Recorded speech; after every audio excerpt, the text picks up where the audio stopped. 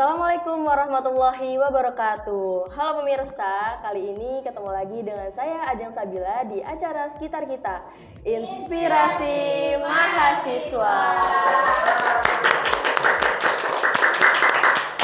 Oke, pada talk show kali ini kita kedatangan mahasiswa yang sangat inspiratif yang berhasil meraih penghargaan filmnya di Korea Selatan. Wow, Korea Selatan loh teman-teman.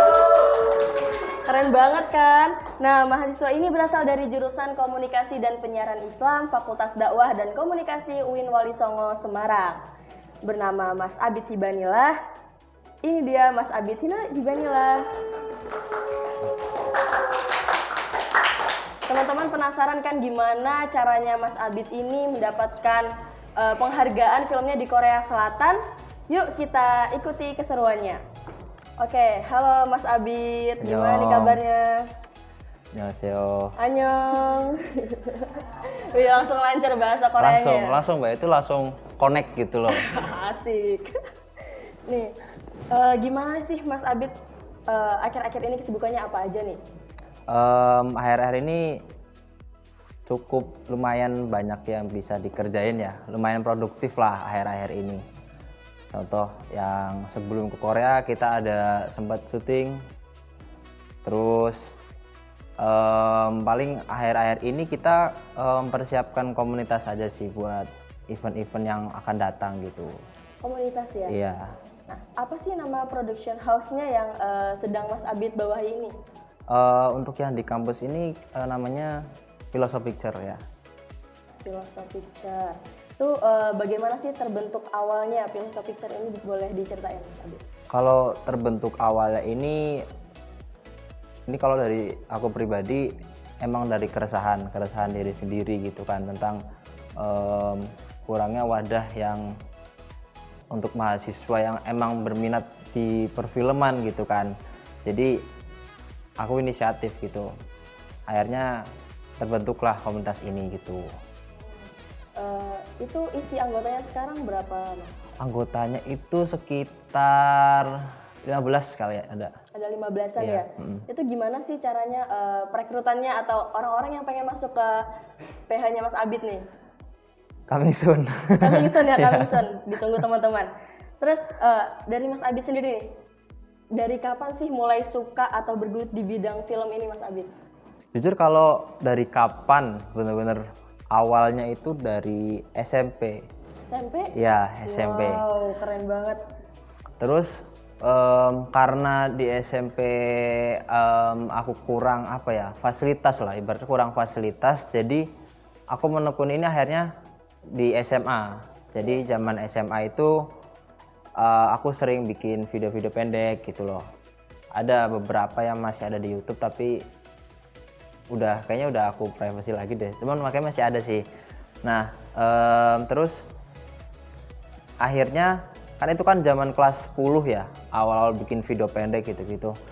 Terus waktu zamannya kan kita covid tuh, angkatan kita kan covid 2 tahun kan, libur tuh sekolah kan. Akhirnya aku mikir ini covid gak ngapa-ngapain gitu loh. Nah kebetulan aku punya teman SD, akhirnya kita reunian tuh, ketemu sama teman SD. Disitulah kita mulai bikin lomba-lomba, mulai ikut lomba-lomba film pendek gitu.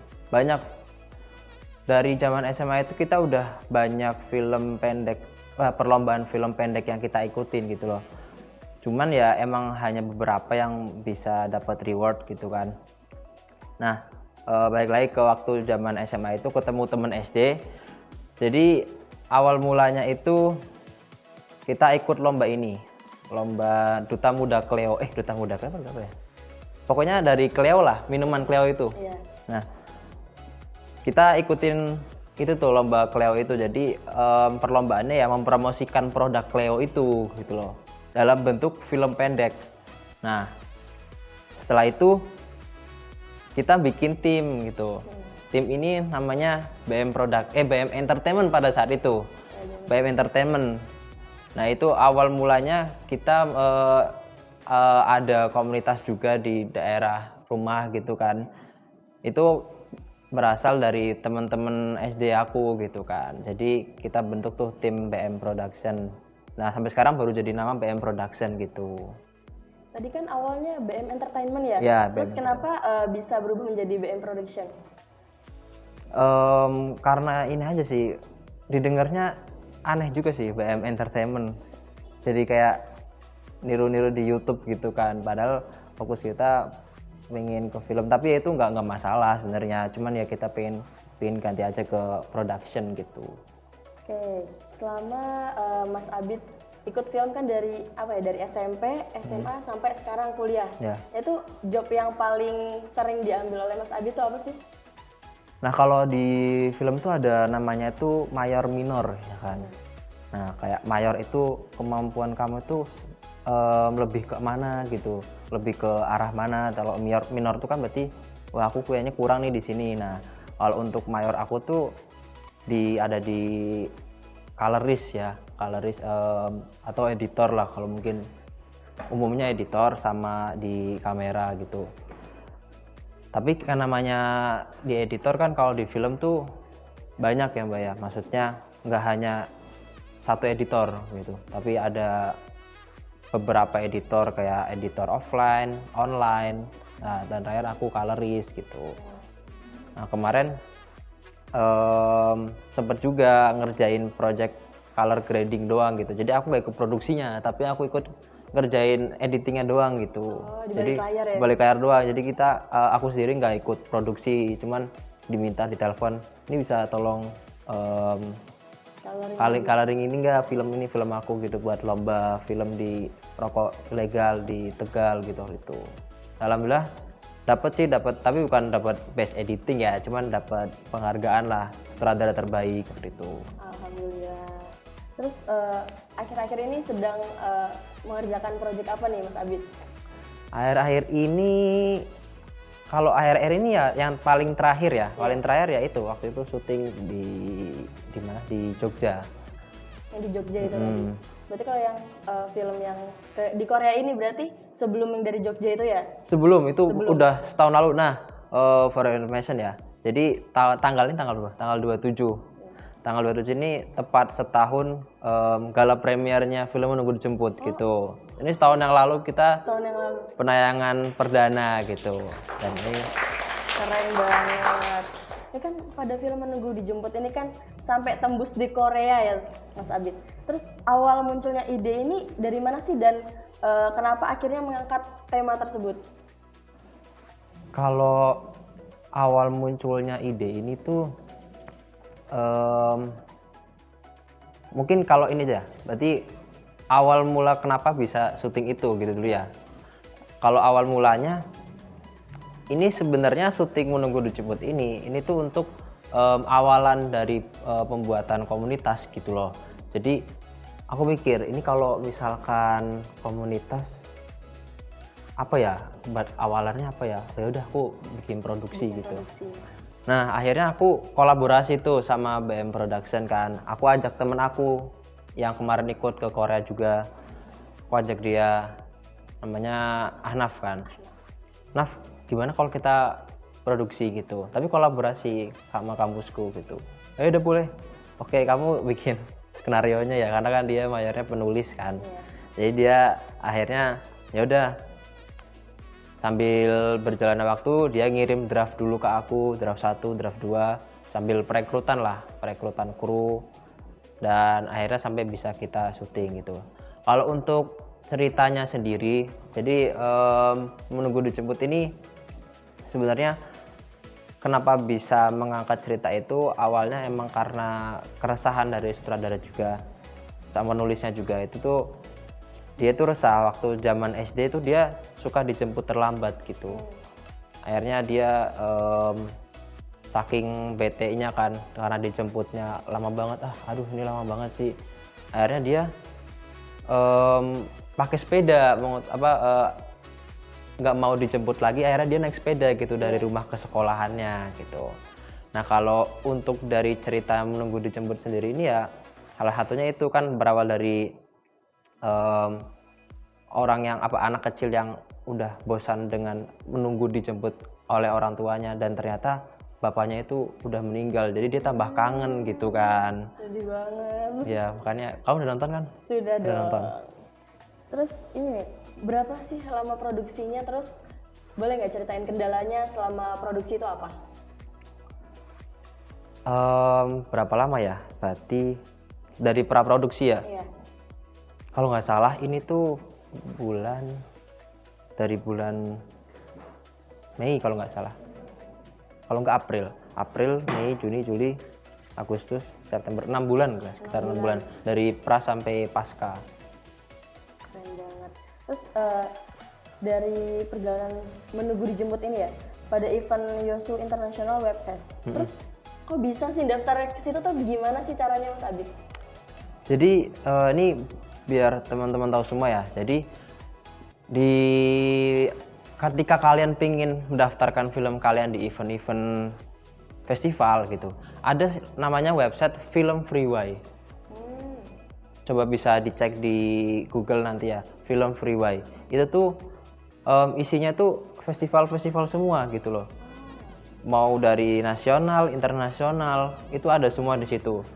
Nah, kita nggak hanya masukkan di situ, kita cari yang gratisan kan, kebetulan itu gratis daftarnya, sama sekali nggak dibayar apapun gitu. Jadi kita cari yang gratisan, kita masukin semuanya. Kita banyak festival internasional yang udah kita submit, tapi ya kebetulan yang dapat ya itu Yosu International Web Fest. Nah, jadi Yosu International Web Fest ini dia itu event festival pertama. Dia baru pertama kali mengadakan festival di Yosu. Jadi kan namanya Yosu International Web Fest. Web Fest itu banyak, British Web Fest juga ada gitu. Tapi kalau yang di Yosu ini baru pertama kali. Makanya waktu kemarin tuh mereka bekerja sama dengan web fest lainnya dari British, Brazil dan lain-lain gitu. Jadi sistem mereka mengadakan event festival itu seperti itu gitu. Terus awalnya kok bisa iseng apa gimana sih kok bisa awalnya mendaftarkan itu? Kalau ya antara iseng dan enggak ya. Soalnya kan waktu mendaftarkan submit di Film Freeway itu kan ya udahlah kita asal submit aja, lagi juga gratis kan. Ngapain juga gitu loh. Akhirnya ya udah kita submit aja gitu, apapun nanti mau dapat apa enggaknya ya udah terserah gitu. Penting kita udah submit, toh juga kita nggak rugi gitu kan. Lagian gratis gitu. Jadi untuk pas terbang ke Koreanya itu ya, itu dibiayai oleh sana apa gimana Mas? Akomodasinya gimana? Jadi untuk akomodasi, pihak Korea itu, pihak Yosunya itu memberikan rembes yang jadi kita tuh ditanggung 50% gitu loh tiket pesawatnya. Tiket pesawat. Dan ketika hotel makan udah ditanggung sana full. Udah di sana full. Full kalau hotel sama makan. Jadi kita di sana ya penginapan udah aman gitu. Terus makan sudah aman gitu kan. Terus ya tapi beda lagi kalau kita setelah dari Yosu mau ke Seoul. Seoul kan misalkan mau jalan-jalan ya kita harus keluarin duit sendiri, hotel sendiri gitu. Kemarin kayak gitu sih. Jadi Yosunya ya pakai akomodasi dari sana. Ketika udah sampai Seoul ya ini kita nyewa hotel sendiri gitu. Terus berapa lama Mas Abid di Korea itu? Kurang lebih hampir seminggu sih, 6 hari kalau nggak 5 hari gitu. 5 hari. Sekitar segitu. Terus rangkaian kegiatannya tuh apa aja Mas? Boleh diceritain? Rangkaiannya ya, kita tuh berangkat aku berangkat naik pesawat dari Jakarta. Jakarta tanggal 3. Perjalanan tuh kita transit ke Malaysia dulu, baru ke Korea, baru ke Incheon. Nah, jadi hari pertama itu rangkaian acaranya yang sesuai dengan rundown Yosunya itu, dia mulai dari tanggal 4. Tanggal 4 itu tuh udah ada pemutaran film. Nah, film Menunggu Jemput tuh diputar di tanggal 4 gitu. Tanggal 4 sore. Kita sampai di Bandara Incheon itu dari Malaysia ke Incheon itu jam pagi-pagi, sekitar jam 6, jam 7 gitu. Nah, akhirnya kan terus kita sampai sana kan kalau di bandara tuh ada ngurus imigrasi kan. Iya. Nah itu emang lama banget sih. Itu pengalaman pertama dan itu bener-bener ya Allah.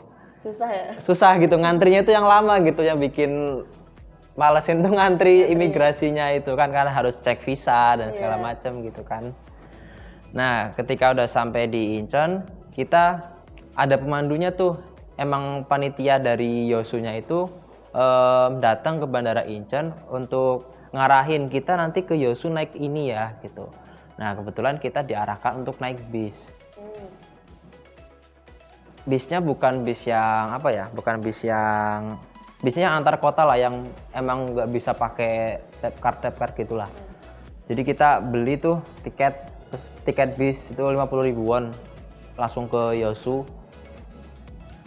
Sebenarnya tuh di situ kita sempat ada ini sih ada dramanya gitulah waktu mau naik bisnya. Karena waktu sebelum itu kita di WA kan.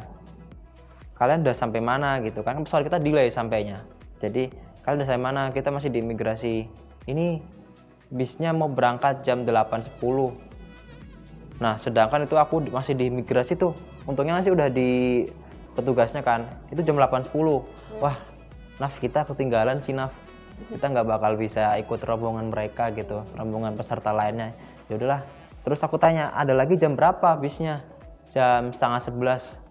Waduh, sampai sana jam berapa? Perjalanan itu 5 jam. 5 jam. Wow. Itu bener-bener lama. Akhirnya ya udahlah, ya mau gimana lagi kan? Emang udah kendala dari imigrasinya kita ngantri lama gitu kan. Akhirnya aku datang ke loket bis tuh. Loket pembelian tiket. Tanya tuh ke Yosu jam berapa? Aku bilang, wah masih 8.20 ternyata. Akhirnya buru-buru kan aku beli, aku bayar. Langsung tuh aku lari. Jadi dari loket ke gate-nya itu jauh banget. Jadi aku harus lari gitu loh, bawa koper harus lari kan. Ya udahlah. Begitu sampai di mana? Di bisnya ketemu supirnya kan. Supirnya nggak bisa bahasa Inggris kan. Kan kita di sana sehari-hari pakai bahasa Inggris kan. Wah, keren banget. Si temen aku tanya, ini mau ke Yosu nggak gitu? Ini mau ke Yosu? Ah Yosu gitu. Yosu, ya. Pali gitu kan kalau di Korea kan cepat ya kan. Akhirnya disuruh naikin ke bagasi kopernya kan. Pali. Dan ternyata kita penumpang terakhir kita begitu naik bis langsung jalan gitu loh. Akhirnya udah langsung ke Ngebut Yosu. banget ya berarti. Untungnya pas itu jam dia begitu aku panggilkan supirnya langsung ngecek jam 8.19. Pas. Karena di sana tuh bener-bener on time orangnya, on time banget gitu loh. Jadi jam 8.20 kita berangkat gitu. Beda ya sama di Ya. sini ya. Mas. Terus tadi kan katanya apa ya? Mereka di sana pada nggak bisa bahasa Inggris kan. Nah terus persiapan awalnya Mas Abid ke sana tuh gimana tuh? Ya kita sebenarnya menyiapkan bahasa Inggris pun juga kurang gitu kan. Kan sekarang juga zaman canggih pakai HP kan, Google Translate gitu.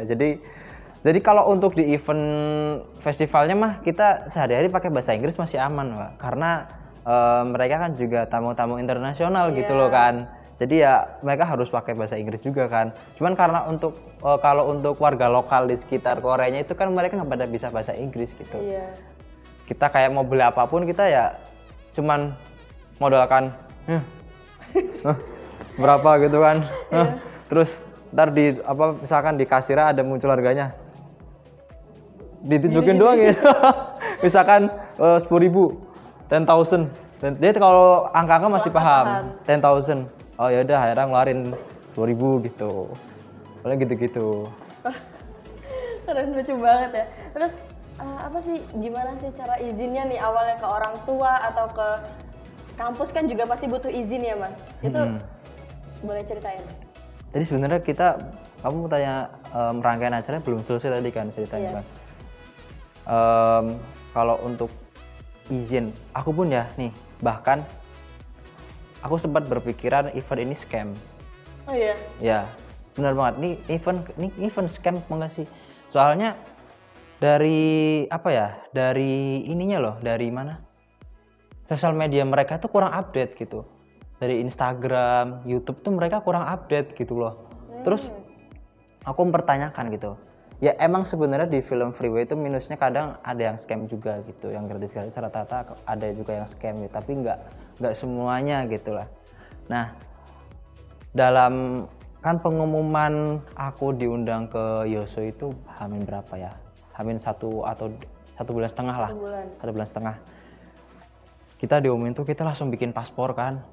Tapi waktu bikin paspor dan visa tuh aku masih ada deg-degan gitu loh. Nih masih scam apa enggak? Soalnya itu bener-bener masih belum pada upload sama sekali gitu loh Instagramnya. Jadi kita takut aja gitu kan, takut sampai sana diculik, dibawa ke Korut apa gimana kan. Iya bener-bener banget. Kan serem kan. Iya. Ya akhirnya itulah modal percaya aja gitu. Kalau kata eksekutif produser aku, ya nggak apa-apa berangkat aja. Kalau misalnya nggak ada apa-apa, misalkan zong ya anggap aja ini jalan-jalan ke Korea gitu. Ya udahlah, akhirnya aku minta izin kan. Ya ortu pasti support banget lah, apalagi dengan adanya ini event internasional gitu kan. Apalagi orang tua bangga, terus banyak di-share kemana-mana gitu kan. Ya orang tua pasti gitu kan. Iya. Bikin status atau diupload kemana. Untuk perizinannya ya cukup, alhamdulillah cukup gampang sih. Nggak yang menganggap seni itu enggak. Berarti dijalanin dengan Iya. aman aja. Oke, kembali lagi ke acara yang tadi ya. Iya. Nah, terus pas hari H tuh gimana sih kayak pengumumannya kok bisa sampai dapetin penghargaan itu loh? Keren banget. Sebelum ini kan baru sampai Yosu nih, tadi kan baru berangkatnya ke Yosu. Begitu sampai Yosu, kita check in. Kita sampai Yosu tuh sekitar jam 3 kalau nggak jam 4 sore. Itu kalau lihat Yosu itu emang bagus banget. Asli, itu di pinggir pantai. Kalau lihat di peta map Korea itu paling bawah, sebelah selatan paling bawah. Nah, kita sampai hotel check in. Terus niatnya aku sama temanku ini mau nonton film aku gitu loh. Tapi ternyata nggak bisa. Karena kita baru sampai, kita harus siap-siap dulu, beres-beres. Waktunya nggak nyukup gitu. Sedangkan penayangannya film ini tuh di CGV gitu kan. Jadi beda tempat hotel sama CGV gitu. Jadi kita harus naik bis lagi gitu kan. Sedangkan kita waktu itu belum tahu caranya naik bis di sana gitu kan. Ya walaupun orang udah pada nge-share pakai Timani, cuman kan ini kota kecil gitu loh, nggak sebesar Seoul. Kalau Seoul kan apa-apa tuh bisa keakses lebih gampang. Ini Yosu gitu loh, kota kecilnya gitu. Ya walaupun transportasinya memadai sebenarnya. Cuman kita emang takut aja gitu loh, takut salah apa gimana gitu kan. Ya udahlah akhirnya kita nggak nonton, Mbak. Dan akhirnya kita memutuskan untuk istirahat aja gitu loh, buat besok gitu. Nah, akhirnya tibalah besok hari kedua di tanggal 5.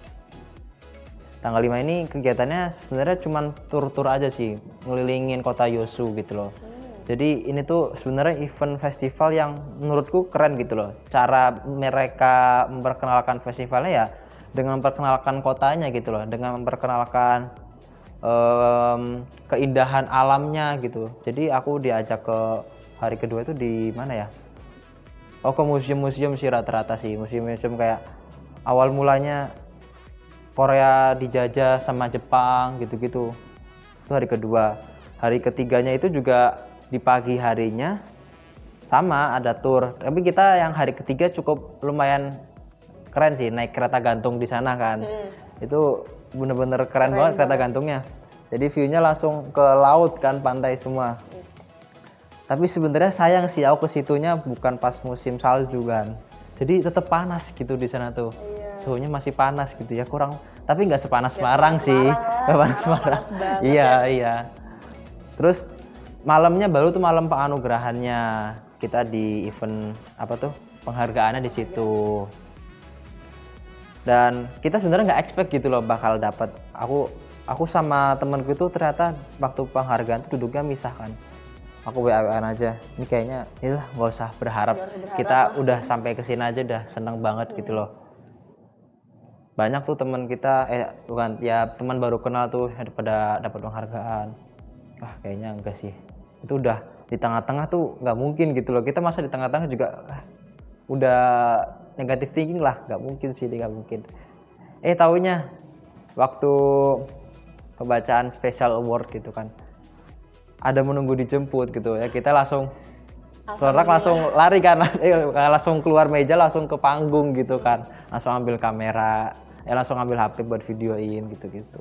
Alhamdulillah. Boleh dilihat ini Oh, nggak? bawa. Di mana? Sorry ya. Boleh ditunjukin ke pemirsa teman-teman di rumah.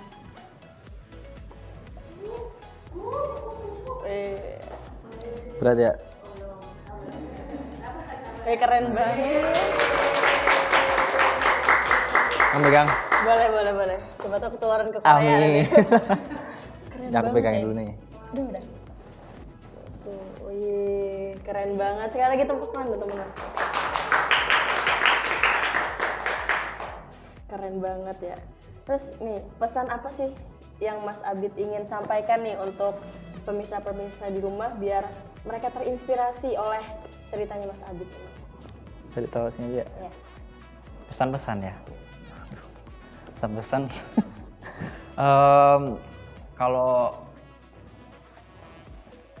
Kalau buat teman-teman semuanya, emang kita tuh nggak bisa pantang menyerah gitu aja gitu loh. Jadi ya kayak ini satu hal contoh tadi gitu, kita tetap nggak ada habisnya gitu, walaupun di event festival di Indonesia kita tuh nggak pernah dapet gitu kan, tapi nyatanya kita bisa go internasional kok gitu loh. Jadi jangan menganggap kalau kita udah gagal di satu titik itu tuh kita nggak bakal bisa, tapi nyatanya kita bisa di titik lain gitu loh. Contohnya kayak tadi ini kita bisa sampai ke event festival di Yosu gitu, itu kan bener-bener banyak orang yang juga mendoakan akhirnya gitu kan, jadi bakal termotivasi lagi gitu. Kemarin juga aku jujur aja termotivasi lagi, banyak yang doain gitu kan, cukup seneng gitu loh. Makin semangat Makin ya semangat untuk gitu. produksi film ya. Iya gitu. Oke, terima kasih banyak Mas Abid. Terima kasih. Jadi dari sini kita dapat mengambil kesimpulan bahwa setiap detik dalam hidup adalah perjalanan dan setiap perjalanan adalah pelajaran. Nah, begitu kira-kira talk show kita hari ini. Terima kasih banyak Mas Terima Abid kasih. sudah berkenan hadir di acara kita. Semoga dapat menginspirasi kita semua, menginspirasi saya dan teman-teman di rumah semuanya. Sampai jumpa. Saya Aden Sabila izin pamit undur diri. Sekitar kita inspirasi mahasiswa.